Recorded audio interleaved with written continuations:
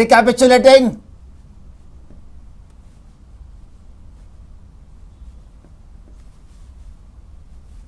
we have omega is equal to theta by dt, alpha is equal to d omega by dt, alpha also is equal to omega d omega by d theta, alpha also is equal to d square theta by dt square.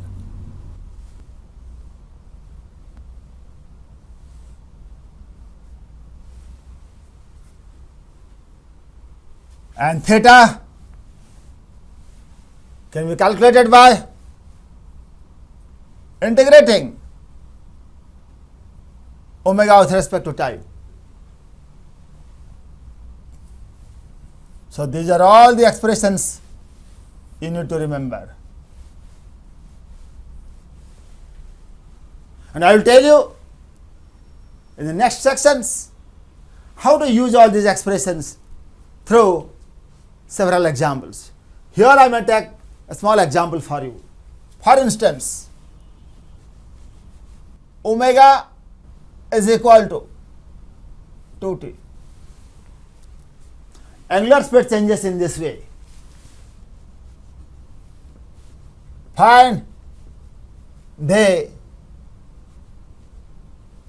angular distance during first second.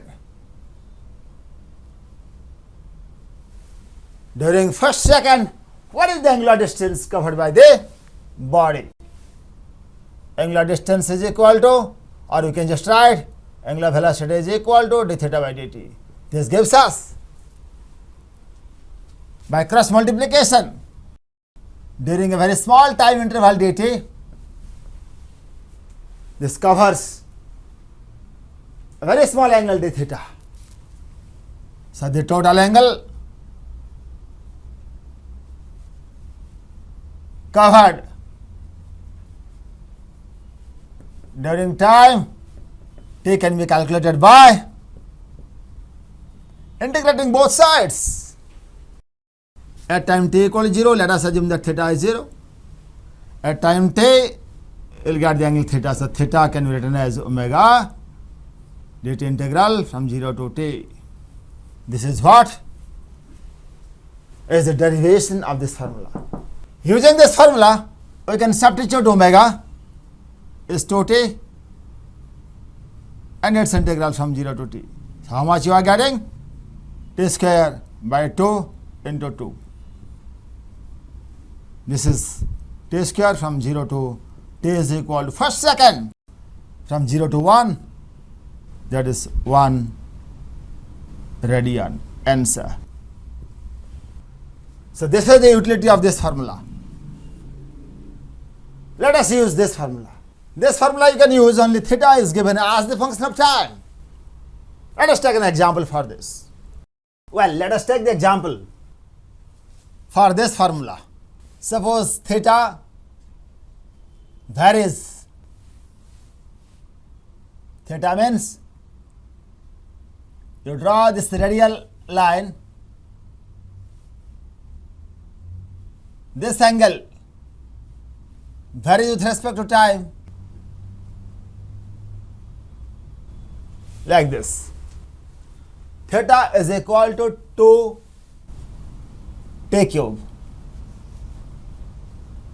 If, then find angular velocity and angular acceleration at time t equal to 1 second. Differentiate it to get the angular velocity with respect to time t once. 2 into 3 into t square, that is 6t square. At t equal to 1, we get 6 radian per second. Positive means it is outward. Alpha is equal to d omega by dt. Again you differentiate this factor. d by dt, this is equal to 6t square is equal to 12t. at time t is equal to 1. 12 into 1, that is 12 radian per second square, answer. So, this example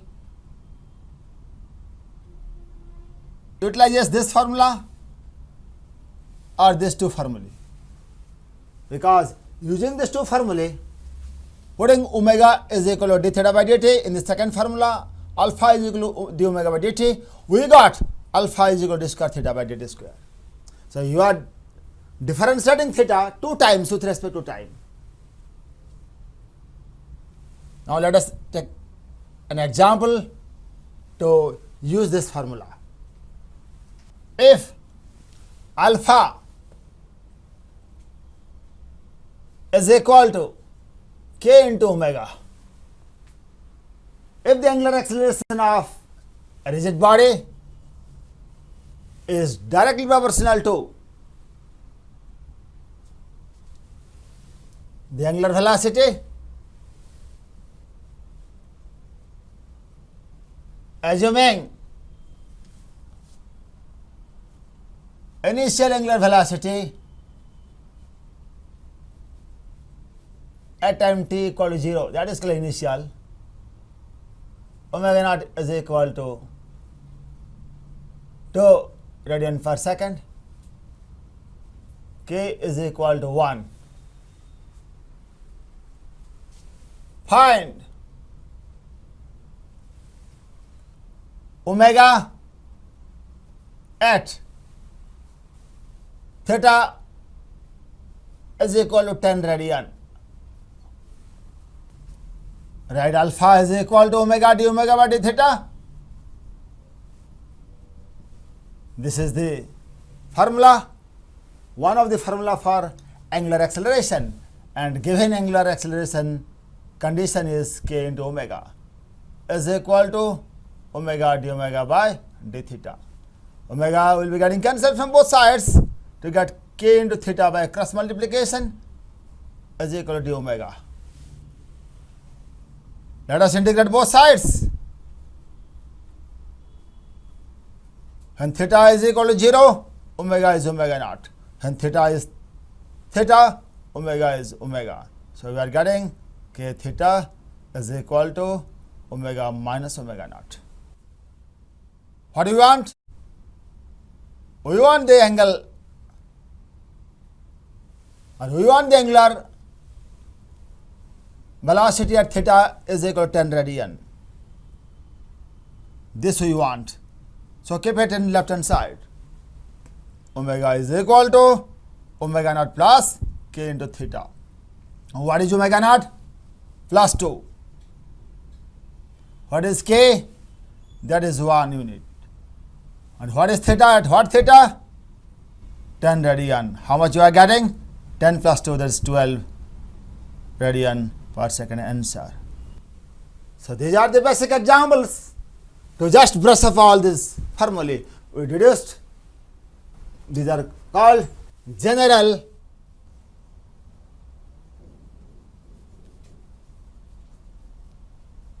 kinematical formulae.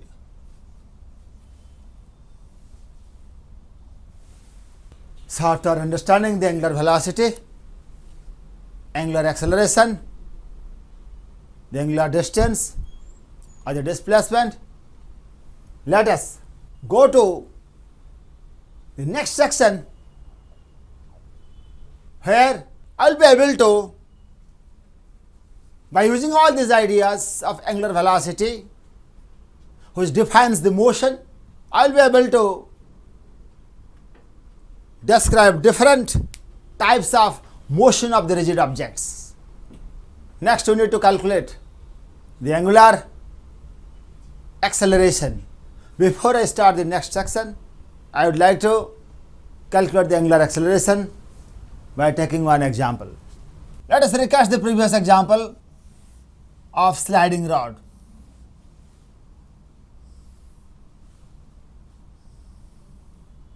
This rod slides under the two constraints to surfaces which are perpendicular to each other. This is x direction, this is the y direction, this is vertical, this is horizontal. You are pulling the bottom end of the rod with a constant velocity, say for the sake of simplicity. This is the angle, length of the rod is L, and you did this problem to find omega is equal to V by L cos theta. We will solve this problem. Now, how to find alpha? Alpha is equal to, yes, which formula you can use here? We have the formula of alpha, d omega by dt. Another formula is omega d omega by d theta. Since omega is given as the function of theta, these are all constant quantities.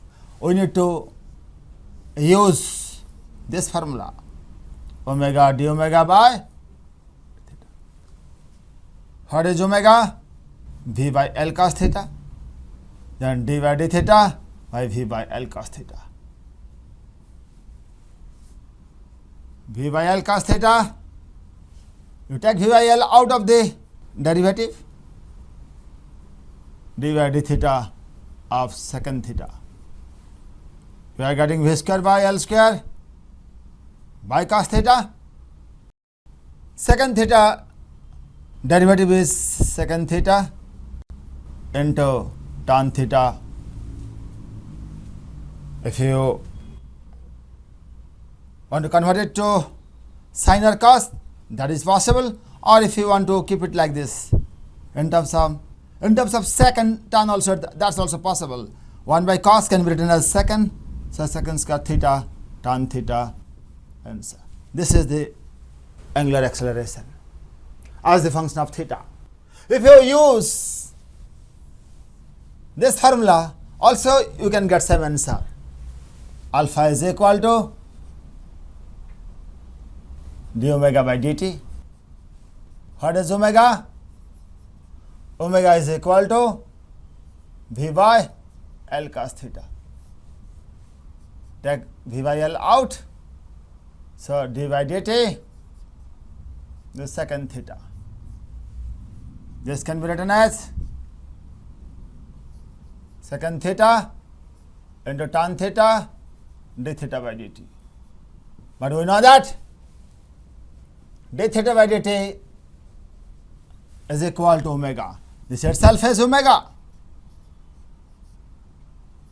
Secant theta into tan theta into V by L, instead of d theta by dt or omega, you can write again V by L cos theta. Are you not getting same answer? You must get same answer. So in this way, you can use all these general kinematical formulae of omega and alpha, angular velocity and angular acceleration. Angular velocity as the function of theta, angular acceleration as the function of angular velocity, angular acceleration as the function of angular velocity and angle. Angular acceleration as the function of, in terms of angular velocity and time. Alpha in terms of omega and t, alpha in terms of omega and theta. Well, all these ideas of the angular quantities like angular displacement, angular velocity, angular acceleration are in front of you now. All these formulae you have derived are on your table. These are called general kinematical equations. Here we should take a pause and try to understand how many types a rigid body can move. For instance, if I release the body, it moves. It moves, but the angle of orientation of this rigid body, the pen, is not changing. While it is moving, the angle of orientation is not changing. If it is not changing its angle of orientation, then we can say that theta is constant. It moves like this. It moves like this. Without changing its angle of orientation, it moves. When the angle of orientation theta does not change, it remains constant. The rate of change of this angle, that is what we call angular velocity, will be equal to 0. When angular velocity will be equal to 0, the body does not rotate. The body is said to be translating. If omega is 0, the body is not rotating. The body is not rotating. For non-rotation, if the body does not rotate, omega must be 0. This is the condition. Yeah. But the center of mass of the body, falls freely, moves with increasing speed with an acceleration g. The center of mass translates, but the center of mass moves. If velocity of the center of mass is not equal to 0, the body is said to be translating. So what is rotation? The fundamental concept of rotation is non-zero angular velocity. The fundamental concept of translation is velocity of center of mass, not any point's velocity, only center of mass velocity of the rigid body. That velocity is not equal to 0. So when the body rotates without translation, omega is non-zero, but center mass velocity is 0. I will tell you through an example. Suppose this example, and this example I gave, freely falling rod,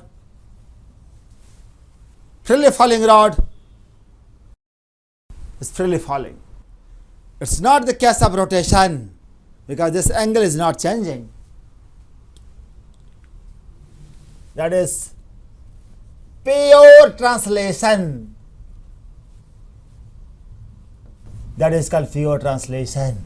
In pure translation, each point has same velocity of the rod, of the rigid body. Each point moves with same linear velocity, omega 0. Then the body is said to be translating perfectly. Hence, V1 is equal to V2 is equal to V3 and so on. All these points move with same velocity.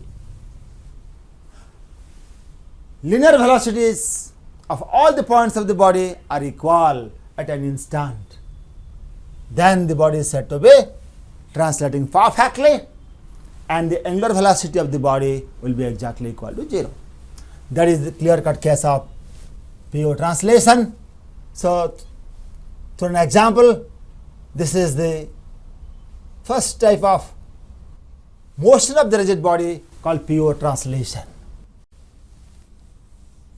Next, I pin the center of mass of the disc. When I pin it, the center of mass velocity will be equal to 0, and then I spin, give a spin. I rotate it with omega. Here omega not 0, but Vc 0. This comes under which category? When Vc is equal to 0, then the body does not translate. Hence, the rigid body rotates perfectly. A pure rotation pure, or better to say fixed axis rotation, the axis is fixed. Fixed axis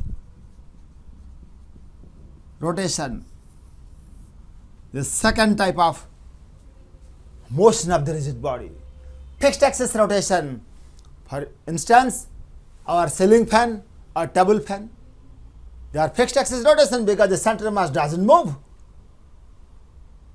while the angular velocity is not zero, the RPM of the blades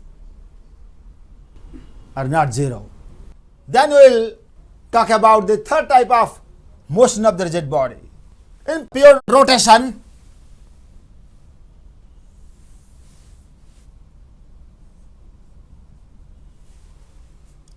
let me ask a basic question. I take this radial line, I take some arbitrary lines, line 1, line 2, line 3, line 4, line 5. If the line moves with an angular velocity omega 1, this line moves with an angular velocity omega 2, this line moves with an angular velocity omega 3, this line rotates with an angular velocity omega 4, this line rotates with an angular velocity omega 5. How they are related? How their angular velocities are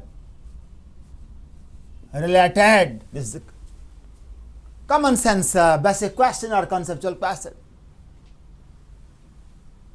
As I told you, all lines are fixed with respect to each other. Therefore, when one line rotates through an angle d theta, all the lines will change their angle of orientation by same amount in same direction. Therefore, the angular velocities of all the lines, straight lines, must be equal to each other. Omega 1 will be equal to omega 2, will be equal to omega 3, will be equal to omega 4, and so on. And that is defined as the angular velocity of the rigid body. That's the property of the body.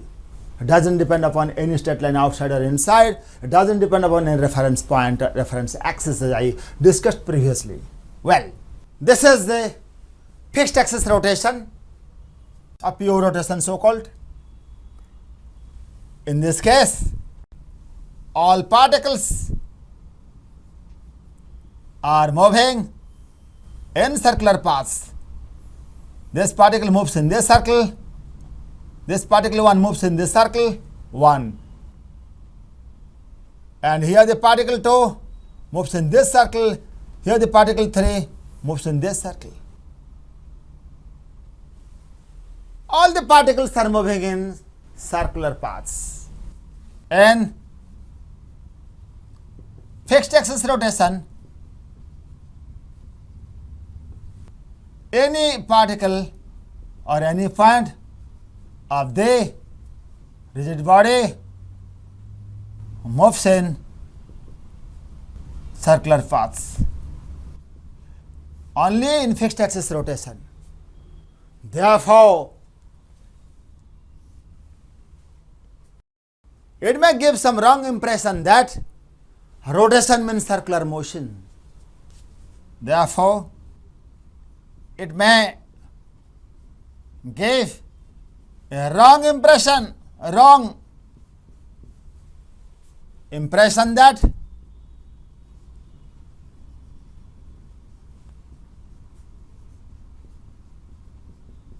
rotation means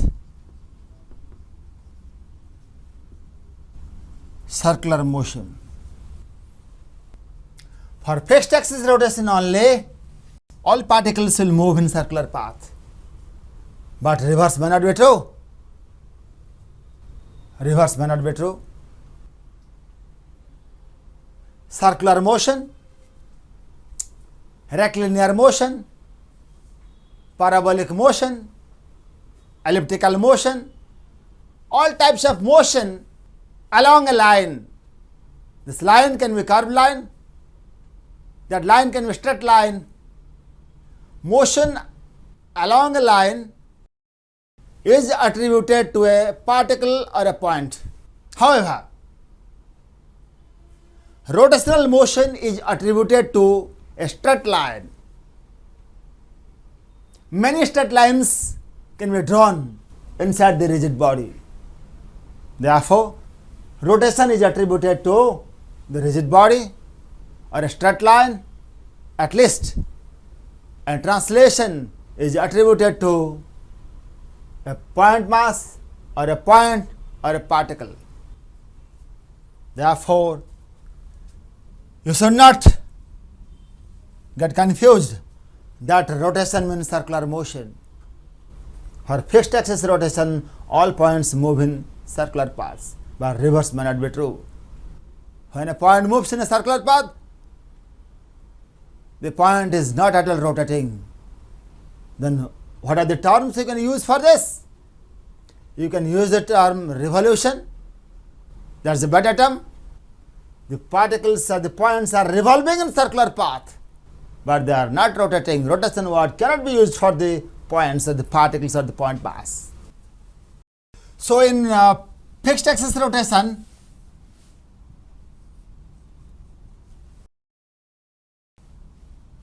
linear velocity of any particle P can be given as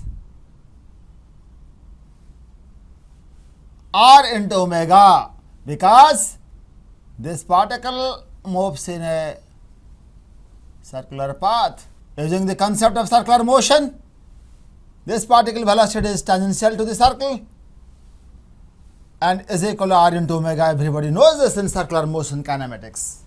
So different particles will move with different velocities with respect to the axis O. However, angular velocity of this particle with respect to O will be equal to omega. Angular velocity of any other particle Q with respect to O will be equal to omega, because this straight line, these straight lines, all straight lines drawn inside the rigid body, in this case, must move with same angular velocity. However, these points, different points will move with different velocities. This point is further from the axis. Therefore, it will move with more speed. It will move faster. Vq is equal to, this is r phi, Vq equal to rq into omega. R phi, since rq is greater than r phi, this distance is greater than this radial distance. Therefore, and omega q with respect to O is equal to omega p with respect to O will be equal to omega. Definitely, velocity of this point Q is definitely greater than the velocity of this point P. So, the points which are farther from the axis will move more rapidly. That's the point here for pure or fixed axis rotation. These are some special type of rotation when the axis or axle is fixed, like pedestal fan, the ceiling fan, etc. There is another type of rotation. For example, this cricket ball, or this is a disc. You spin it like this and leave. When you spin it and leave, its center mass moves. Therefore, the velocity of center mass is not equal to 0. At the same time, the body moves with some angular velocity. When you spin it and leave, spin the ball in this way and leave, its center of mass moves. So velocity of center of mass is not equal to 0 and angular velocity of the rigid body is not equal to 0. This plus this. So angular velocity is not 0, therefore it is rotating. And center of mass velocity is not 0, therefore it is translating. So it is rotating plus translating. That is therefore that's called combined motion. This is third type of motion of the rigid body. Combined motion. The rigid body rotates, possessing a non-zero omega. The rigid body translates, possessing a non-zero velocity of the center of mass. As I am displaying, when I spin it, it rotates because the angle of orientation of this pen keeps on changing. Therefore, it has non-zero omega. And the center of mass, this center of mass also moves. Therefore, this is a clear-cut case of combined motion. And this is a clear-cut case of, let us discuss. This example, when you pivot it and leave, this body spins, rotates with omega. But the center of mass, when this axis is fixed, all the points move in circular path of the common center, that is the pivot here. And all the points are having same angular velocity with respect to this pivot. Since velocity of the center of mass, midpoint of the uniform rod, is not equal to 0, this is translating. And since omega is not equal to 0, this is rotating. Therefore, this is a clear-cut case of combined motion, but sometimes it gives the wrong impression that this is pure rotation. It's not pure rotation. Pure rotation, it may be fixed axis rotation, but not pure rotation. Now we can rectify this concept, or we can clarify, or we can separate these two concepts. These two concepts are pure rotation and fixed axis rotation. In this rotation, the axis must be fixed. But pure rotation is that when velocity of center of mass is equal to 0, it is not translating. Only omega is not equal to 0. This is called pure rotation. So pure rotation is different. Fixed axis rotation is different. This may be a fixed axis rotation, but it's not the pure rotation. Pure rotation is also fixed axis rotation. But all fixed axis rotation are not pure axis rotation, pure rotation. For instance,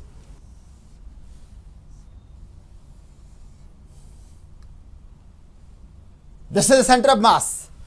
We pivot it like this.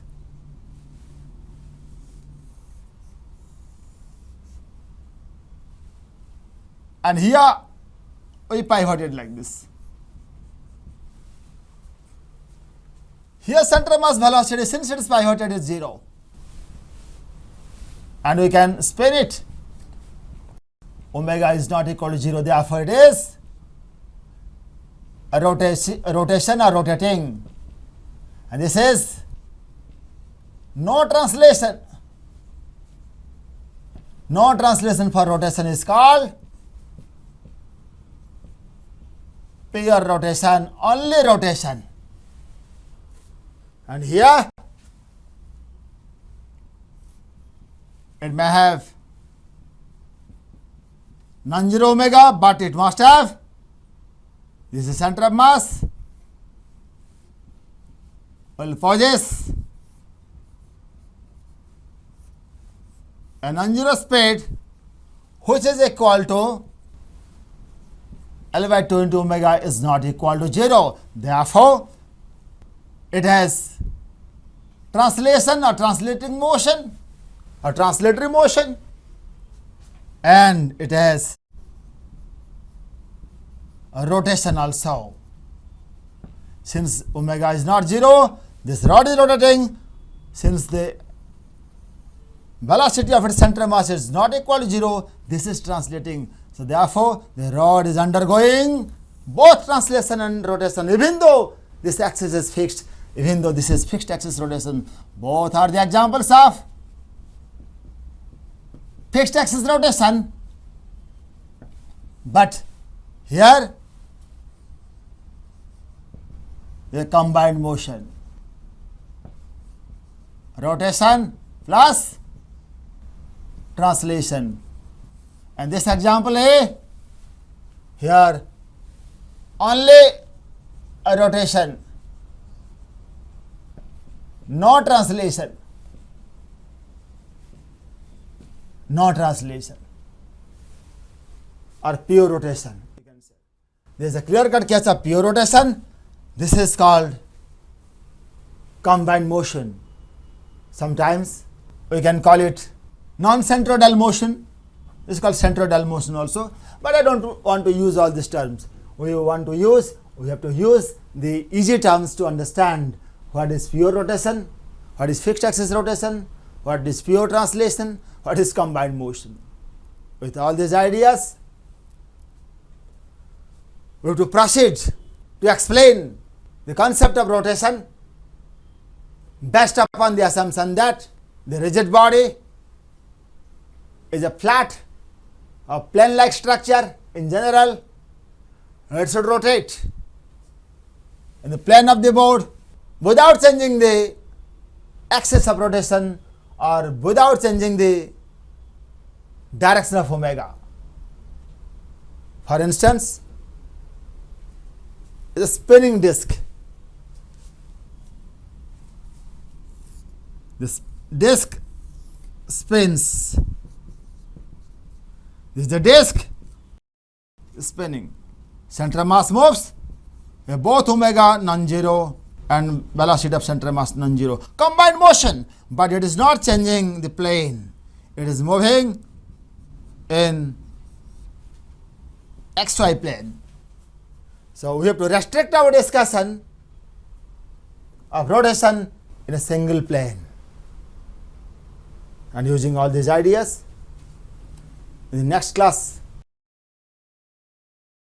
I will reduce the expressions for uniformly accelerated motion in rotation, that is possible only when the body will possess a uniform or a constant or an unchanged angular acceleration, and that particular concept is called uniformly accelerated motion. Just like in our linear case in translation, when you leave this body, this comes down, its center of mass moves with uniform acceleration.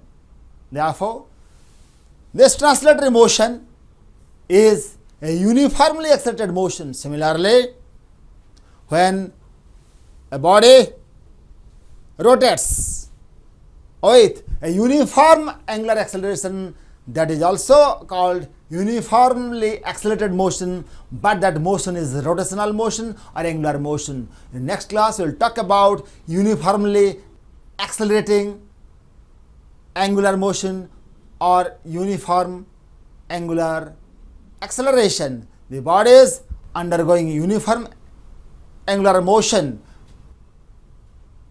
will be having the angular velocity, the angular displacement with respect to time. We will deduce the expression for them, just like the linear case in uniformly accelerated motion, s equal to ud plus half a square, v square equal to u square plus 2as, v equal to u plus at. Similar set of equations in angular motion or rotation we need to develop in the next class. like omega is equal to omega naught plus alpha t, omega square minus omega naught square equal to alpha into theta, theta equal to omega naught t plus half alpha t square, and so on. So this basic understanding of the different types of motion are ultimately required for our further analysis.